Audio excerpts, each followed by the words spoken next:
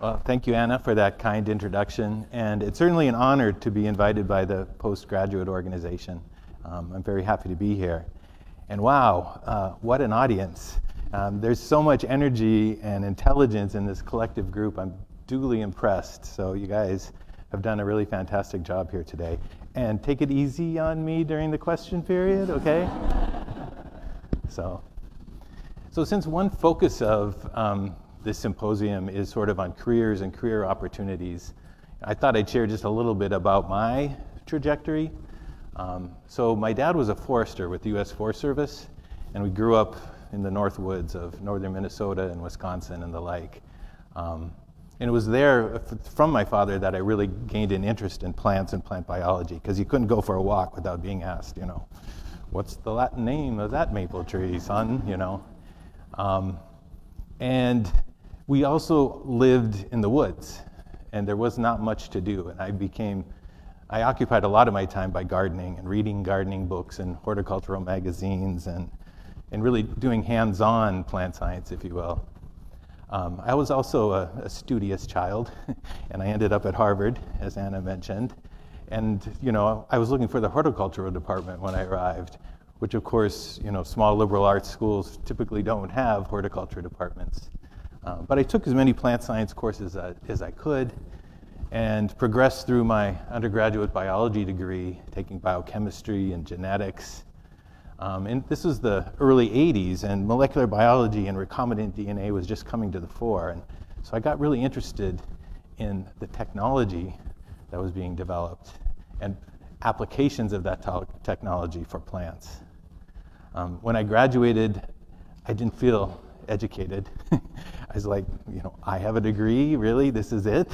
I'm supposed to be smart now? So I went to graduate school to try to become smarter. And I found myself in Fred Ossibel's lab. Eric Richards was my lab mate for many years. And I remember distinctly our major professor coming in with a little Eppendorf tube full of seeds and saying, okay, folks, we're going to start working on Arabidopsis. And I want you to each pick a project on Arabidopsis and, develop a PhD thesis based on that project. And so I was still interested in technology, and I wanted to find a transposable element. So these are pieces of DNA that can jump around the genome. And at the time, they were widely used because if they jumped in a gene and created a mutation, you could then clone that gene. So it was really a fast track at that time of identifying a gene. So I indeed found a transposable element, but it didn't jump. So it didn't fulfill my needs. And in fact, it was a retrotransposon, and now we know most plant genomes are just chock full of them, and most of them don't jump. But I got interested enough that I went, did my postdoc in yeast genetic in a yeast lab to work on yeast retrotransposons, which indeed jumped. And then about 10 years into my academic career, I went to a scientific meeting in Colorado, and Dana Carroll, a professor at the University of Utah, was giving a poster on this method that he was developing, gene editing, using a reagent at the time, which were these zinc finger nucleases. So here we're just looking at DNA strands being bound by various protein reagents. The zinc finger is a module that will recognize 3 bases, and he was stringing them together and fusing them to a nuclease and targeting double-strand breaks and knocking out and editing genes. And I was like, this is my ticket back into plant biology. If we could do this in plants, there's so much opportunity to understand gene function and develop applications. And so I spent a decade or so working on zinc fingers. They didn't work well. It took my students like a year to make one effective zinc finger nuclease.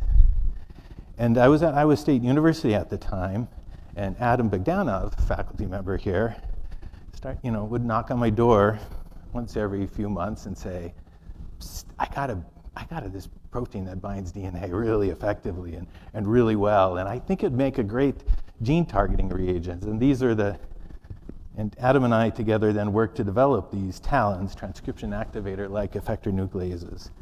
And they definitely worked well. We could now target any gene that we're interested in a week or so and make the DNA damage, which is sort of the first step in gene editing, and make targeted mutations.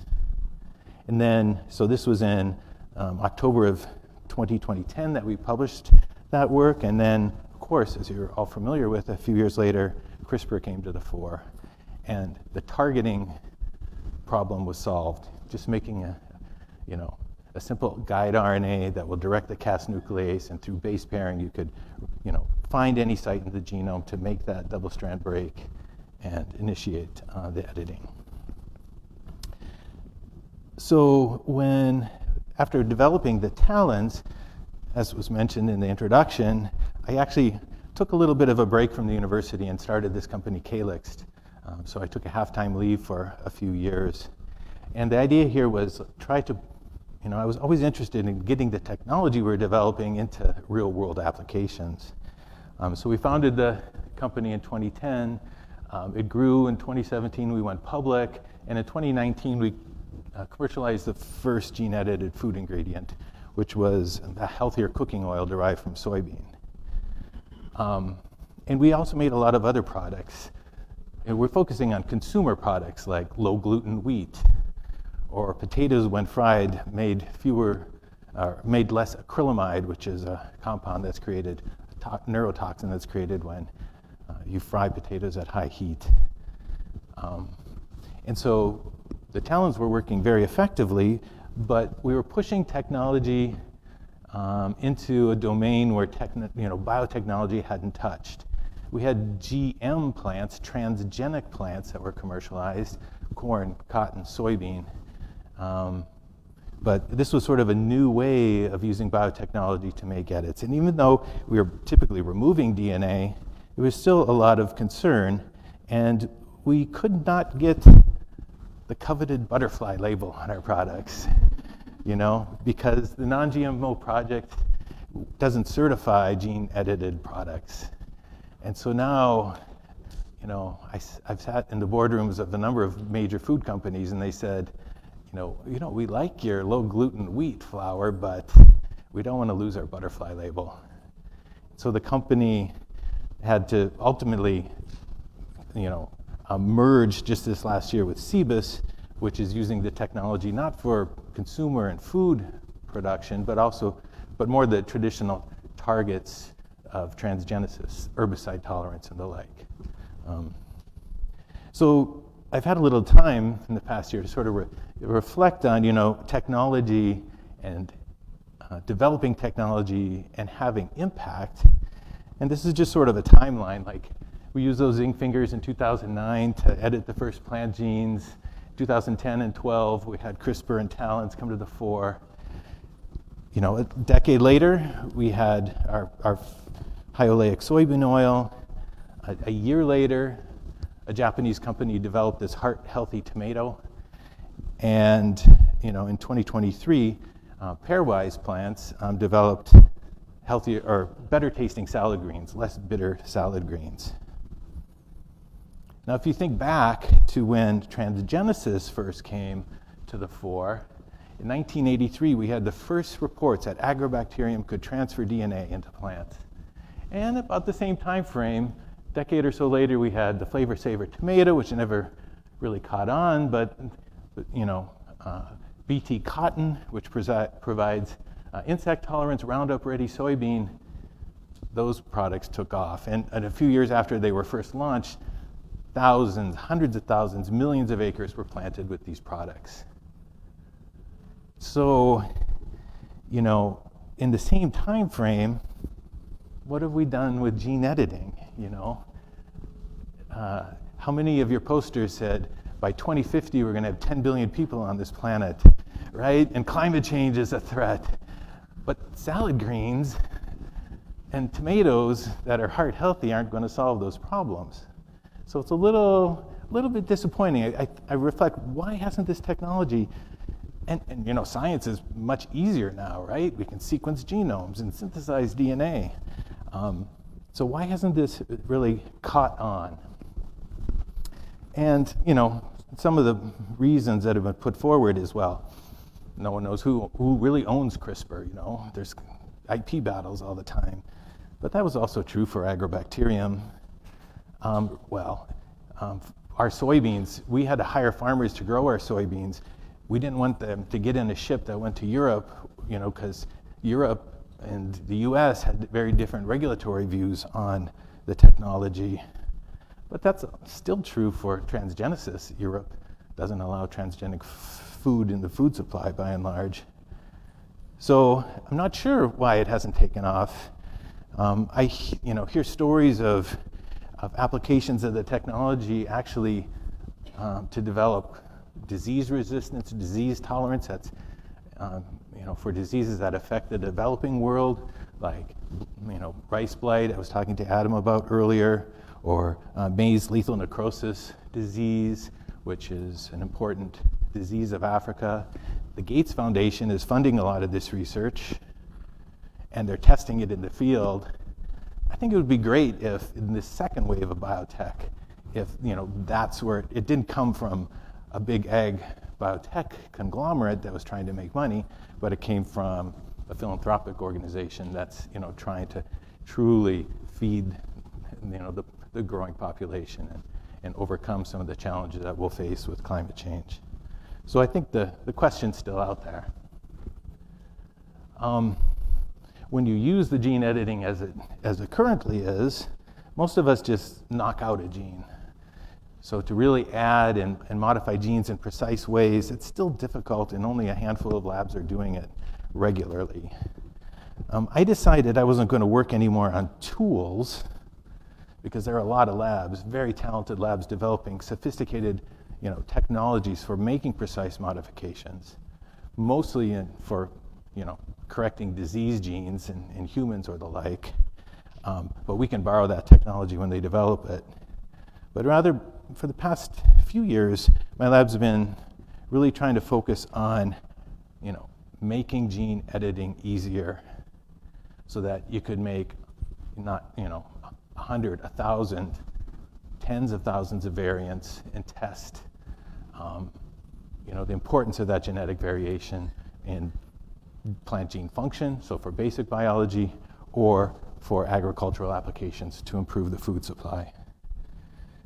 So I'm going to tell you today a couple stories about some bottlenecks that we've been focusing on in my lab to try to make gene editing at scale, to make it possible to perform it at scale. So, you guys are very familiar with the vast resources we now have in terms of whole plant genome sequences and transcriptomes and metabolomes.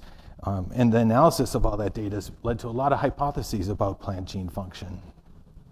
And if we want to use editing to test those hypotheses or to engineer better plants for the field, we have to typically go through the couple of these bottlenecks that I'm going to talk about. Regenerating plants from individual edited cells, and I think we need some improvement in the way we deliver our gene editing reagents to plants. So just as a background, this is sort of the way we've been making transgenic plants and now gene edited plants. This is the technology that was developed really back in the early 80s. We take sterilely grown plant cells and tissues, we treat them with agrobacterium, which will transfer naturally DNA, in this case DNA encoding our gene editing reagents, transfer that DNA to the cells, or a very sophisticated method, we can just blast those cells with a little bit of gunpowder and metal particles coated with DNA. But the key is to get a cell that's expressing our gene editing reagent so that it can make the modification we're interested in. And then we grow these cells typically on culture in an undifferentiated state, and then add plant hormones to induce shoots and roots, and ultimately create the plant we're interested in.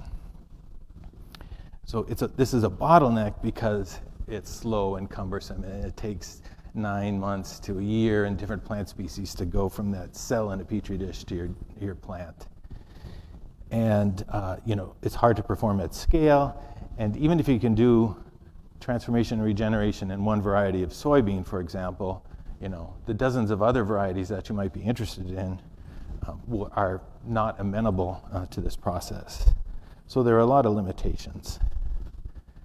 So I'm going to tell you a story of 2 graduate students who came to my lab. And the best part of my scientific career has been training graduate students. Because like you, they're full of energy and they're smart and a little naive. So you can say, hey, I think we should come up with a way where we don't have to do any tissue culture anymore. And so I told this to Michael and Ryan when they joined my lab, and they said, okay, boss, we'll take on the challenge.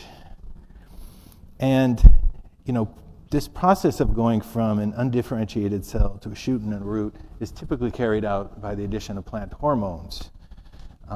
And really what you're creating are stem cells that'll give rise, particularly in the upper part of the plant, to the leaves and the flowers.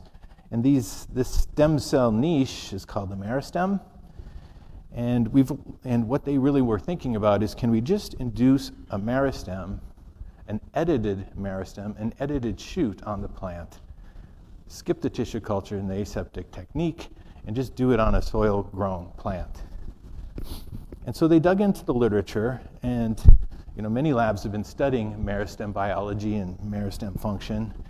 And there are some key transcription factors, Wuschel, baby boom, shoot meristemless, which when you express them in a differentiated cell, they'll create little meristem-like structures, shoot-like structures. IPT, isopentenyl transferase, is an enzyme that makes the plant hormone cytokinin, which is also works cooperatively, so cytokinins work cooperatively with some of these transcriptional regulators to maintain that stem cell and allow for the differentiation into the above ground organs, including the flowers. So this is sort of the overview of the approach. Grow your plant in soil, clip off the apical meristem, add your gene editing reagents, and then some combination of developmental regulators. The idea is those editing reagents will edit the cells, and the developmental regulators will form a new shoot that's edited, that'll produce flowers, and you can just collect the seed, and you have your gene edit without ever having to really go through tissue culture. And so Ryan and Michael, tried a bunch of combinations. And their first steps were to put a reporter like luciferase, which would, give off light so they could tell if they'd made a transgenic shoot, and then different combinations of developmental regulators expressed with different promoters. And ultimately, once they identified the combinations that seemed to be working, then they would use that combination along with Cas9 and a guide RNA. And the genes that we often target in these experiments, the gene is phytoene desaturase. This is a gene that makes the photoprotective pigments in the plant. And so if you inactivate that gene, there's no photoprotective pigments, and so the cells will bleach. And so this is an example of some of the photobleach shoots that they generated on Nicotiana benthamiana. That's really one of our workhorses in the lab. And you can see these shoots that are emerging, chimeric shoots, part green, part white, some all white, some distorted, developmentally distorted. And most of these shoots are expressing those regulators. They're transgenic and expressing those regulators all the time. And so that's perturbing normal plant growth and development. But we could obtain normal-looking shoots. This is an example. You can see this is a chimeric shoot. It has this white sector here that gave rise to this seed pod. And when we planted those seedlings, all of them were albino. So we'd knocked out the gene, both copies of the gene. And then this green tissue, it turns out that it was basically a heterozygote. So it segregated 3-to-1 in the next generation. So we could recover these mutations in these plants. And this is one of my favorite slides where we're showing an all-white phenotypically normal shoot and a phenotypically developmentally disturbed shoot due to the ectopic expression of these reagents. And so it worked really well in Nicotiana benthamiana. It also worked quite well in tomato. So tomato and tobacco are both in the same family, and so they're fairly closely related. My students, Ryan and Michael, went on to postdocs. Ryan got it to work in sunflower. A colleague in China got it to work quite well in grape.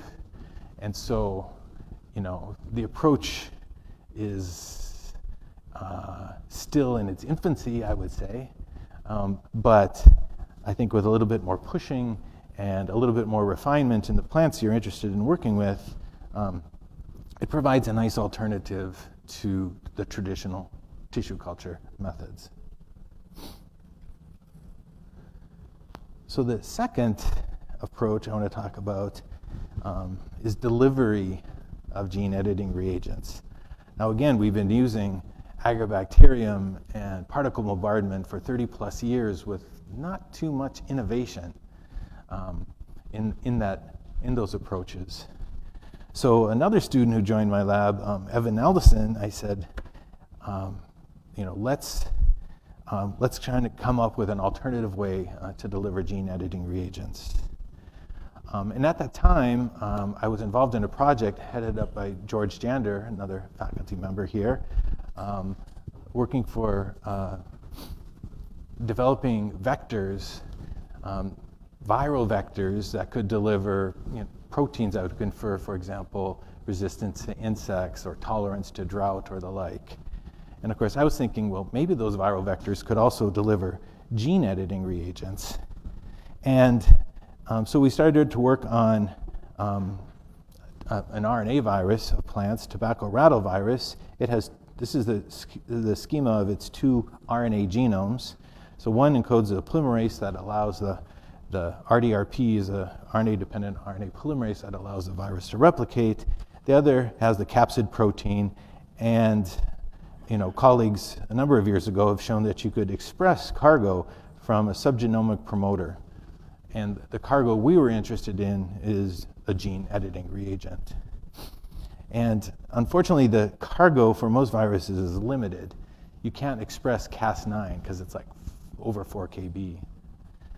But you could express a guide RNA. And so our way around it, we still had to make a transgenic plant. We had to make a transgenic plant that expresses Cas9, and then we'd use the virus to deliver the guide. And then as infection occurred, as the virus moved throughout the plant, that guide was expressed and would create mutations. And the goal here was to really get the RNA cargo into the meristem so that we could create mutations, harvest seed then that had a gene inactivated, and really we could then do multiple rounds. Anytime we wanted a new gene, we would just engineer a virus to express a different guide, and we could then harvest that seed.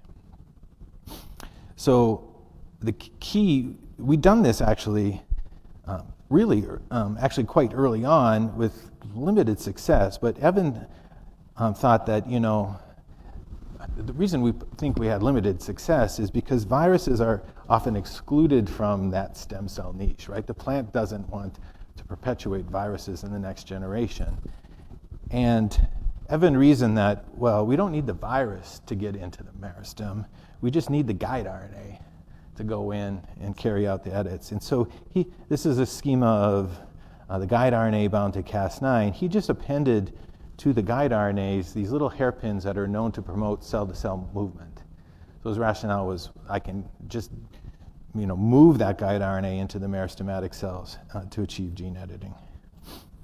And so this is just some data where we're infecting a plant, harvesting DNA from an infected leaf, and then looking at the frequency of targeted mutations.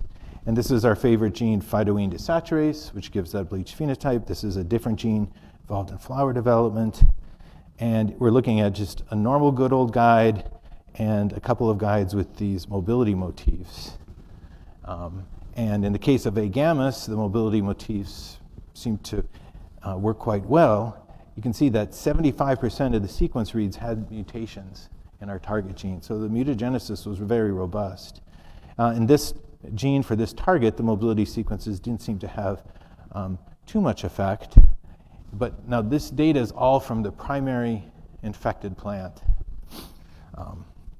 And so as that plant grew and developed, what you're seeing here is, in this case, the plant's infected with a virus targeting phytoene desaturase.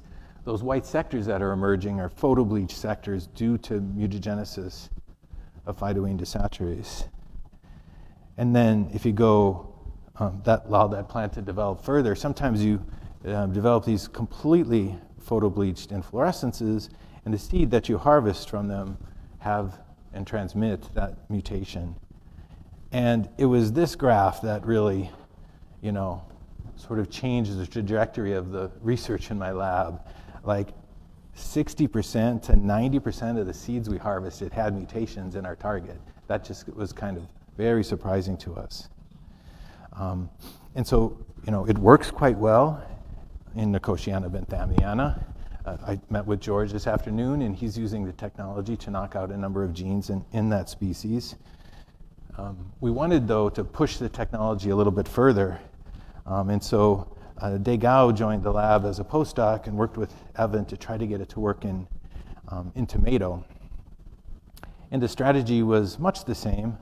We created a Cas9 transgenic tomato and then infected it with our virus, again, targeting phytoene desaturase. And you can see we're getting those nice white sectors, right? But as that tomato plant grew, the tissue in the upper part of the plant was completely green.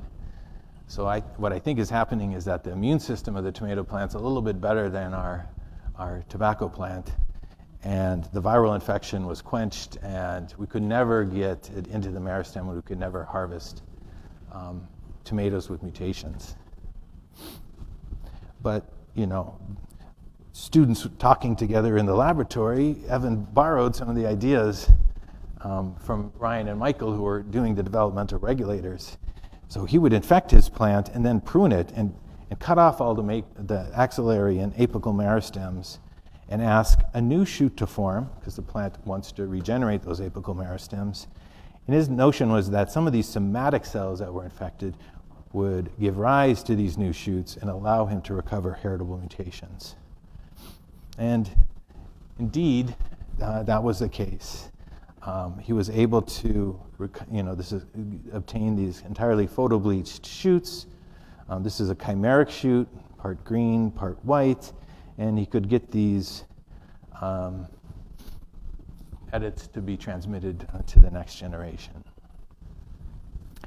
And then Degao said, rather than infecting a young plant and waiting for the virus to move throughout the plant and then pruning it, let's just deliver directly to the axillary meristems. I think this slide shows it a little bit better.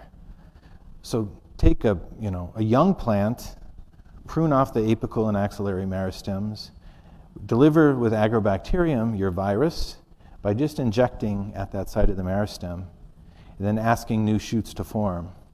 And hopefully that will have our gene edits.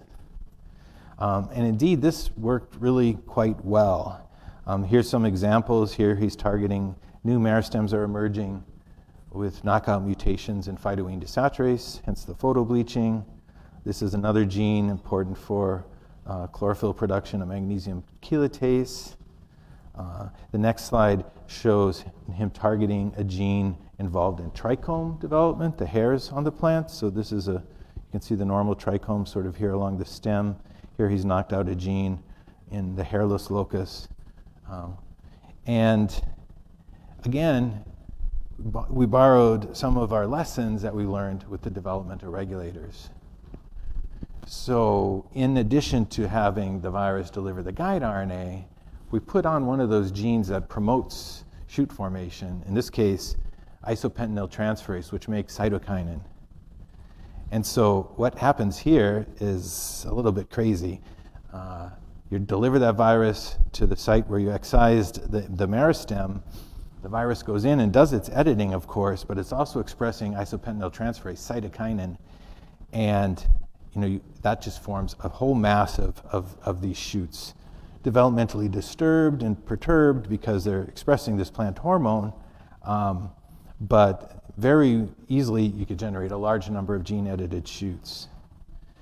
And then we could play a little bit with the temperature. If you kept the plants at a cold temperature, the virus infection was more robust. But if you raise the temperature, the plant immune system could kick in and kick out the virus. So we would just cut these shoots off and root them in soil, and then raise the temperature, and then the plant infection, the infection of the virus expressing the plant hormone would be cleared, and you could get these nice shoots with mutations and transmit those genes to the next generation.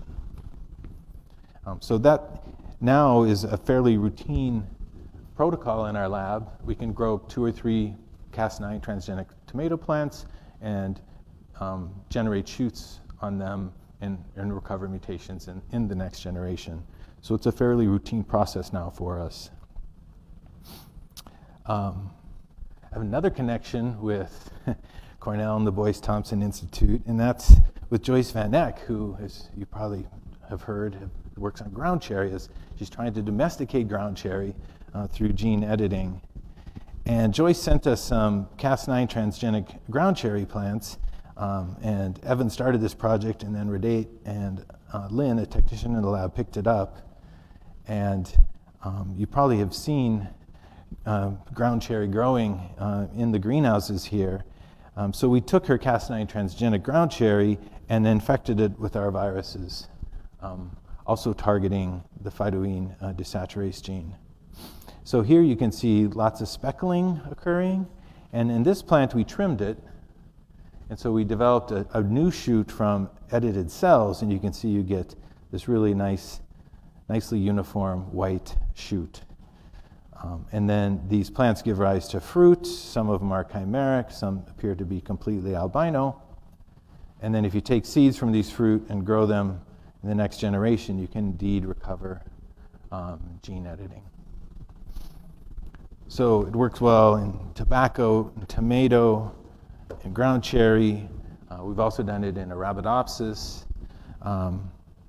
But we want to continue to expand the technology and move into additional crop species so that we can perform, again, gene editing more robustly. And so just a few tools we developed to kind of aid in this process are some tracking systems that John Cody, a postdoc in the lab, put into play. One tracking system allows us to see wherever the virus has been in the plant as it's infected the plant. And another tracking system allows us to see where the virus is currently at. So I'll explain this one first. It uses the Ruby reporter, which is a handful of genes that make a betalain, the red pigment found in beets. And so this is the construct that we integrated into our plant genome, first Nicotiana benthamiana.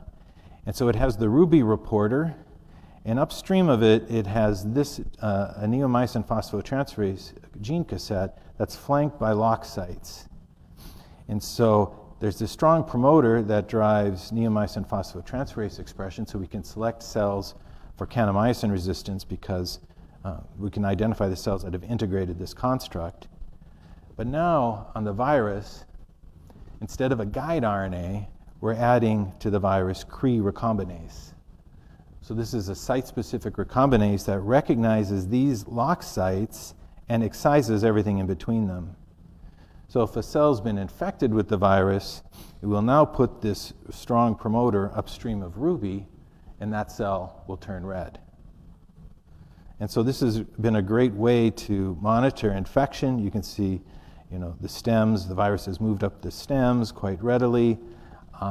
Tobacco rattle-virus is actually transmitted by nematodes, so it moves to the roots very robustly, as you can see by the bright red roots. As you can see by the bright red roots here. And one thing we learned quite quickly is that the infection isn't uniform, right? You can see it only went into part of this leaf, and if you sampled this this green sector, you would say, well, my virus never made it there. But in fact, it made it in close proximity. And we could also then obtain colored flowers and transmit those recombination events to the next generation. So that's one tool we've developed, and the other is simply to replace the guide RNA with a fluorescent protein. And our favorite is AmCyan, because you can just put on a pair of goggle filters and get a little flashlight that expresses UV light, and you can see where your virus is at present. And again, you learn some quick lessons here. We would infect 8 tomato plants and assume they were all infected, but in this case, only 4 of them, showed AMP-cyan signal. And if we engage in those pruning exercises, we can identify which shoots the virus is moved into, and those shoots would then more likely have gene edits in the next generation. And again, here's an example of a shoot emerging from tomato, and then this one is just, you can see the virus is expressing AMP-cyan, the fluorescent protein, but also a guide RNA targeting phytoene desaturase. So you have mutagenesis, as indicated by the white sectors, and those white sectors are also the cells that are expressing the fluorescent protein. So it allows us to really kind of hone in on what tissues are being modified and being affected. So pushing the technology into other species, really a strong interest in getting it to work in monocots. This is Can Bizel, a postdoc in the lab who's working on this.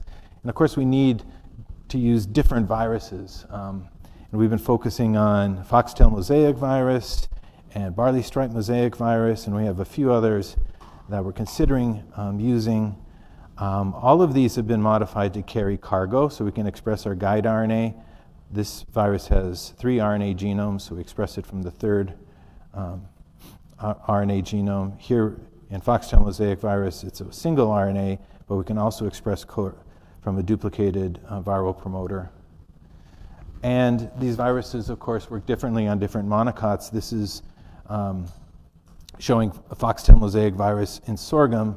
You can see the fluorescence is moved. Barley stripe mosaic virus really doesn't do much. It's much like the control, a little bit of background fluorescence. And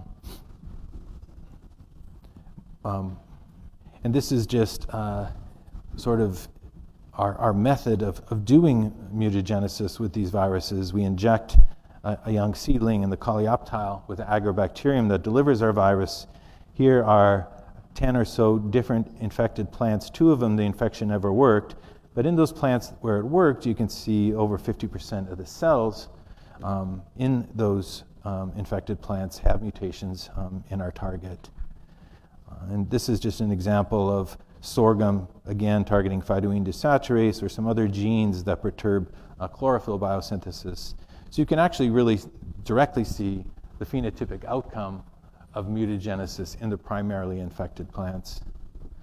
But in sorghum and with foxtail mosaic virus, we were never able to get seeds into the meristem and transmitted to the next generation. And so we were a little frustrated until we started playing with barley stripe mosaic virus in barley. And so we infect it first in Nicotiana benthamiana, and we grind it up and we make a sap, and then we just rub that sap that has a lot of the virus on our barley plants. And we get really quite robust infection.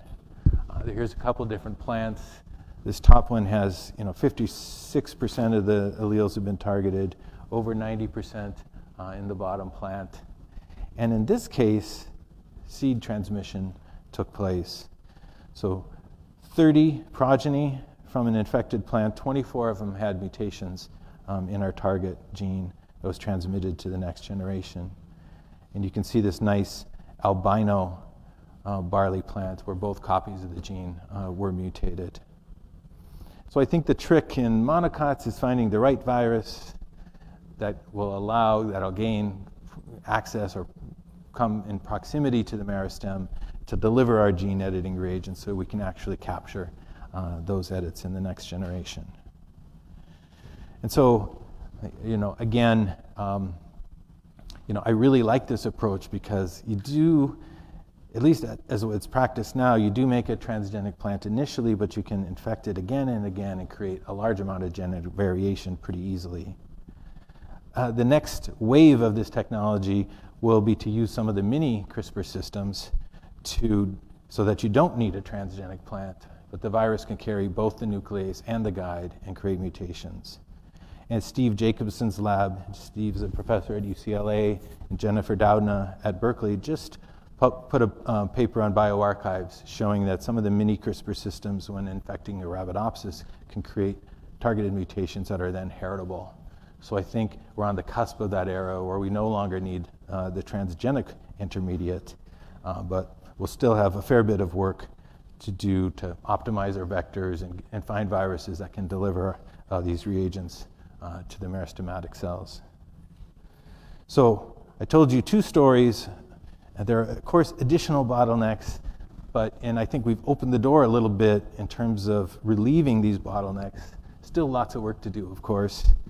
And I'd just like to acknowledge some of the collaborators in Saskatoon with Barley, Joyce Van Eck here, in Ground Cherry, Magdi and Yiping. Magdi really, the idea of using viruses for gene editing is really his idea initially, and Yiping Chi at the University of Maryland is a former postdoc of mine who's helped out with these projects. And I think I've mentioned everyone who's carried out the work, but there are, of course, other members of my lab, past and present, who've made contributions. So I will end there, and I'll be happy to entertain your questions. Thanks.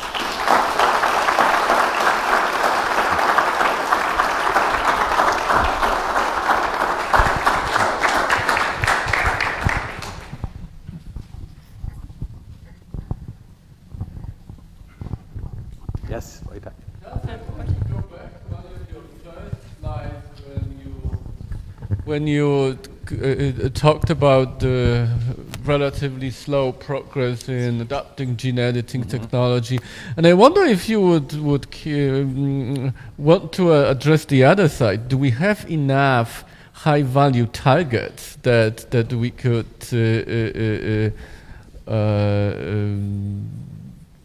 that would justify the process? Because I mean, the technology efficiency still, there's ways to go, but it's fairly efficient on the targets you're trying, right? Yeah, no, I think it's a good point. And if you look at the impact of the technology on basic science, right, understanding gene function and the like, I think that's been revolutionary for sure. And maybe we just haven't found the right gene edits that are going to have that commercial value, and they are yet to come. But I just think it's an interesting point of comparison of those 2 technologies. Certainly transgenesis is advanced basic biology too, but it's much less elegant than going into the native locus and making a targeted mutation. So yeah, I don't know what the future will hold. I'm definitely hopeful because I keep working on the technology and definitely believe it's powerful. But I just think it's interesting, how it's been used thus far in the real world. To borrow from Sylvia this morning. Yeah, Eric. I'm wondering if you guys have thought about devoting energy to making the meristem more accessible, kind of from a developmental biology point of view, whether that's messing with plasmodesmata or some other kind of general approach to open up the accessibility of the meristem. Yeah, what is the biological mechanism that keeps the viruses out? And then if you understand that, then you can maybe get the viruses in. Yeah. I think that's a great idea and a great approach, and definitely one worth pursuing. I think I need a really good collaborator who understands meristem biology to, suggest a path forward there.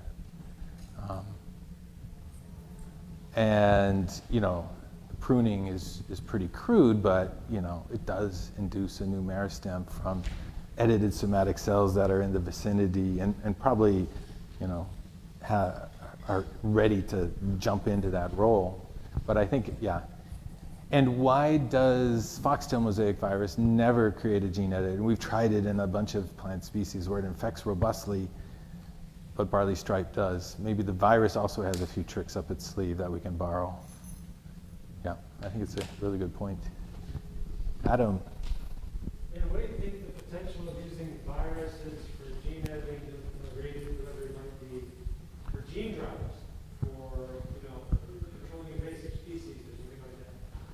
So viruses to control invasive species as gene drives or the like.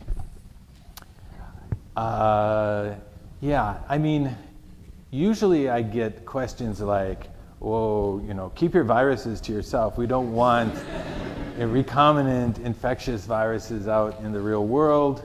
I hope you're following appropriate biocontainment protocols.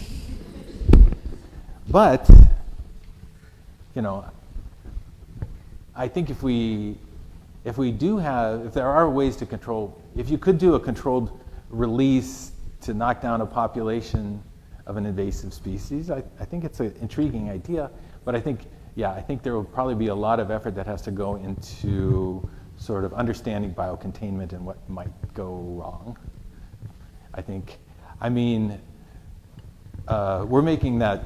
We're taking that yellow tomato plant to the US Department of Agriculture and say, can we plant it outside? We used a virus to make the mutation. What do you need to see before we can plant it out in a field plot? So I think it'll be interesting to get a sense of what they're worried about going wrong or awry. And that'll be a first step, I guess.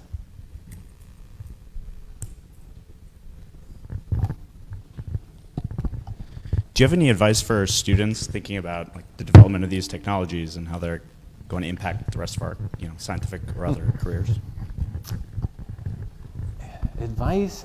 Well, you know, one thing that's true is technology changes, and you can't almost anticipate where you're going to go. Like, you know, how many times did Adam call me up and say, I think I have a DNA binding protein? I'm like, oh no, it has to be the zinc finger, because, you know, they're the most widely used DNA protein in most eukaryotes. And then, you know, we developed talons, and then boom, CRISPR comes along, right? So there's always an iPhone 5 after the iPhone 4. And so I think you just have to be open to the understanding that it is going to change, and be open-minded and flexible and adaptive, because, you know, technology allows you to do biological inquiry in better and valuable ways. And so I think you have to be open to adopting it and recognizing that it's going to come from unexpected places, and places that, you know, you might not be, or might be surprising.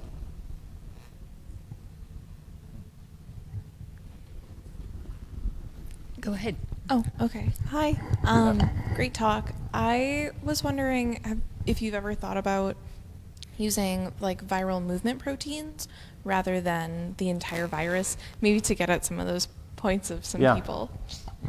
Yeah, to get around and using an infectious agent, but just using a protein that will allow your reagent to get from cell to cell and ultimately into the meristem. I think it's a great idea. I think the regulatory agencies would love that much more. But no, we've not had the chance to like sort of explore that. In getting back to like foxtail mosaic virus, barley stripe mosaic virus, maybe you just take barley stripe mosaic virus's movement protein and add it to foxtail and it'll work. You know, I think there's a lot of simple experiments that could be tried. It's a good idea. Yeah.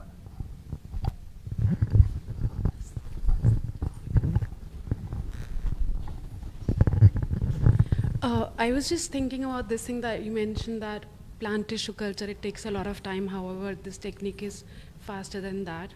So I was just thinking, like, if there's this plant where you've incorporated all the components that's needed for that. So if I'll compare this plant, which has all the components that we need to do this strategy, and if we compare it with the wild type, does it perform the same, like the phenology or the morphology, in terms of like how much time does it take to give us what we want? Yeah, so you're saying, is our method faster than sort of the traditional tissue culture based method? Yeah, that is faster, but like, I don't know what I'm trying to ask, but. Yeah, I don't think, I mean, in all honesty,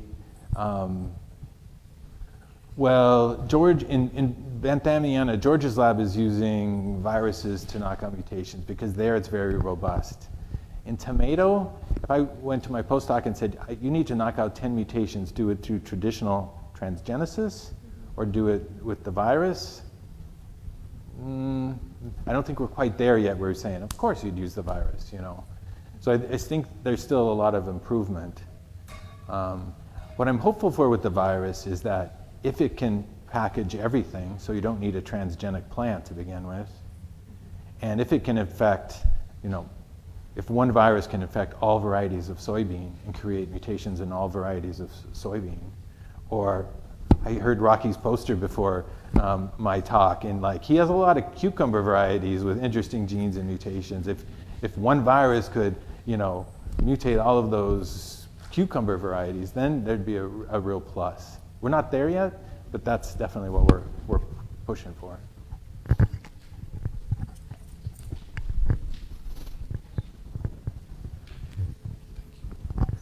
Yeah, actually, I was wondering that do you think this technology with viral vector system will work better in the wild species than the domesticated species? Because domesticated species, they have like better viral resistance and Yeah, that's a really good question. We've been breeding for viral resistance for a long time, and here I come along with a virus that I want to infect my plants, right? So there might be some barriers that we encounter just due to native resistance genes. Maybe it won't, you know, I'm painting a picture that it could infect all varieties of a particular species, but yeah, it's a very good point. There could be a lot of variation. Maybe like a start point should be like using a very wild relative of that plant and then test it in the domesticated varieties. Yeah, do a kind of a survey, yeah.